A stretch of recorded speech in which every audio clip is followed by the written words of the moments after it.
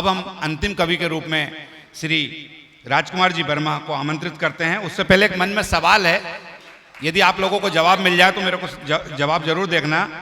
तुम्हारी आंख में दिखता मुझे सारा समंदर क्यों, तुम्हारी आंख में दिखता मुझे सारा समंदर क्यों, समझ में ये नहीं आता लगे प्यारा समंदर क्यों, सभी नदियों का जल जाकर समंदर में ही गिरता है, मगर मीठी हैं जब नदियां तो फिर खारा समंदर क्यों। आदरणीय वर्मा जी। पूरे सदन को नमन करता हूं। दोस्तों, जिस तरीके से आपने 60 साल से मेरे पिताजी को प्यार दिया है, और मैं मंचों पर सिर्फ इसलिए आया हूं कि आप मेरे पिताजी को 50 साल और याद रखें। बस आपको लगेगा कि कोई दूसरा माणिक वर्मा मंच पर आया है। मैंने ईमानदारी से अपने पिताजी की जो हास्य बैंक की जो विधा है उसको पूरी ईमानदारी से निभाया है, और इस कविता के माध्यम से आपको लगेगा कि वास्तव में माणिक वर्मा का सही पुत्र उत्तराधिकारी मंच पर आया है। मैं जय चांडक भाई, पूरे सदन को नमन करता हूँ। अपने छोटे भाई चांडक जी को मैं पूरा प्रणाम करता हूँ और अपनी कविता की शुरुआत करता हूँ। 2 लाइन से शुरुआत करता हूँ कि कौआ जब कोयल की बोली बोलने लगे और कोयल कौए की भाषा बोलने लगे तो समझ लेना कि चुनाव होने वाले हैं।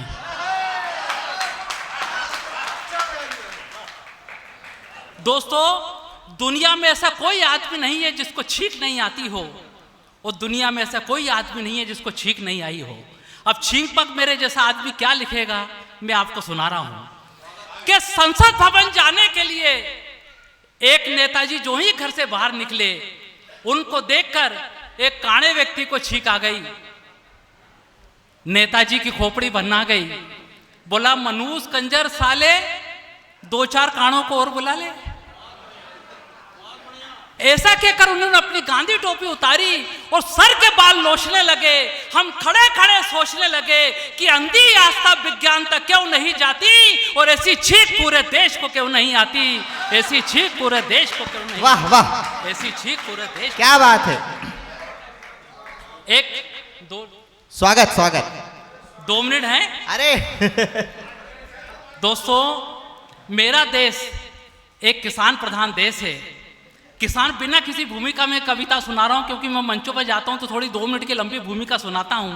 बस किसान की जो पीड़ा है मैंने कविता में लिखी। इस कविता में हास्य नहीं है, लेकिन आपको लगेगा कि वास्तव में व्यंग्य इसको कहते हैं। स्वागत। किसान के ऊपर कि मेरा देश महान है क्योंकि इसकी आत्मा किसान है। क्या बात है। कि मेरा देश महान है क्योंकि इसकी आत्मा किसान है। ये बात वही लोग अपने भाषण में कहते हैं जो एयर कंडीशन बंगले में रहते हैं। क्या बात है। वाह वाह वाह, बहुत बढ़िया। जिनकी नजाकत का यह हाल है, बिजली कड़के तो पत्नी से लिपट जाएं, बादल गरजे तो 2 किलो घट जाएं। वाह। धूल से जिनको एलर्जी होती है, फूल सूंघ ले तो सर्दी होती है, केले खाएं तो सर्दी होती है। ये कालीन पर भी चले तो इनको कालीन पर भी चलते हैं, इनको जमीन की मिट्टी भी लग जाए तो वो नहाते हैं। आज वही लोग वंदे मातरम गाते हैं। क्या बात है। वाह। हम तो इनके इसी कला के मुरीद हो गए यार, जिन्होंने उंगली भी नहीं कटाई वो शहीद हो गए। क्या बात है। वाह वाह वाह वाह वाह वाह वाह, बहुत बिल्कुल सही। अब यहां से कविता देखना कि जिससे सब कुछ लिया हमने, उस किसान को क्या दिया हमने। जिसने पक्षियों तक को दाने दिए, वो जब अकाल पड़ा तो सांप बनकर उसी को डस गया। वो कृष्ण का सुदामा एक मुट्ठी चावल को भी तरस गया। क्या बात है। वाह वाह वाह वाह। कविता की सबसे खूबसूरत लाइन, पूरे सदन का आशीर्वाद जाइएगा, कि जिसने बेशुमार कपास उगाया उसका कफन भी महाजन के घर से आया। वाह वाह वाह वाह वाह। क्या विडंबना है, जिनको कपड़े चाहिए उनके बदन खुले हैं, जिनके पास जरूरत से ज्यादा है वो उतारने पर तुले हैं। क्या बात है। वाह वाह वाह, बिल्कुल सही। बहुत बढ़िया बहुत बढ़िया। सच कहता हूं भाई साहब, अगर इस देश का मालिक नेता नहीं किसान होता तो मेरा देश इंडिया नहीं हिंदुस्तान होता। क्या बात है। वाह वाह वाह वाह, हिंदुस्तान जिंदाबाद। जो सच्चे देशभक्त थे, बात देखना, जो सच्चे देशभक्त थे वे शहीद होकर कब्र में सो गए, जितने नमक हराम थे सब फेयर एंड लवली हो गए। वाह वाह। सच्चाई के चेहरे फुटपाथों पर ऊँगते हैं और कालूराम के कुत्ते गाड़ियों में घूमते हैं।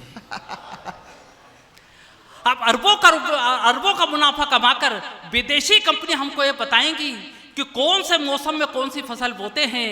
गेहूं अगर बो तो गेहूं क्यों होते हैं। इसी गुप्त ज्ञान का पता लगाने हमारे देश के कृषि मंत्री श्री भोलानाथ अपनी मुंह बोली वाइफ के साथ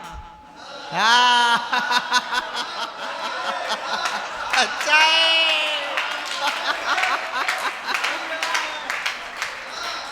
मजा आ रहा है यार कविता सुना के आप लोगों के बीच में। मैं तो आपका छोटा भाई हूं, यहीं पढ़ा बड़ा हूं। बिल्कुल सही।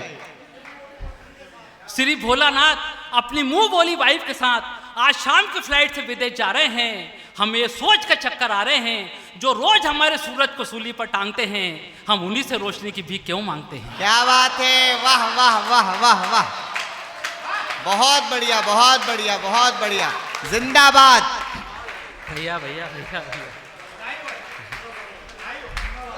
जिंदाबाद। बहुत जोरदार तालियां एक बार पूरे सदन की तरफ से, जोरदार तालियां।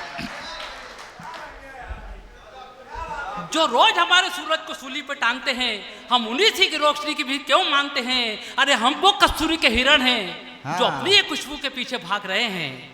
आप विदेश जा रहे हैं दाएं, नई टेक्नोलॉजी जरूर लाएं, मगर अपने पैरों को बचाना यार, गुलामी की जंजीर पहनकर वापस मत आना। वाह वाह, सही बात, क्या बात है क्या बात है, वाह। आप विदेश जा रहे हैं जाएं, नई टेक्नोलॉजी जरूर लाएं, मगर अपने पैरों को बचाना, गुलामी की जंजीर पहन के वापस मत आना, वरना हम फिर पछताएंगे। हम दूसरा गांधी कहां से लाएंगे। क्या बात है, वाह वाह वाह वाह। जो केवल एक से लकड़ी के सहारे बड़े बड़े परमाणु बमों से लड़ेगा, या भगत सिंह का जज्बा लेकर फांसी चढ़ेगा, या भगत सिंह का जज्बा लेकर। क्या बात है, वाह वाह, जिंदाबाद।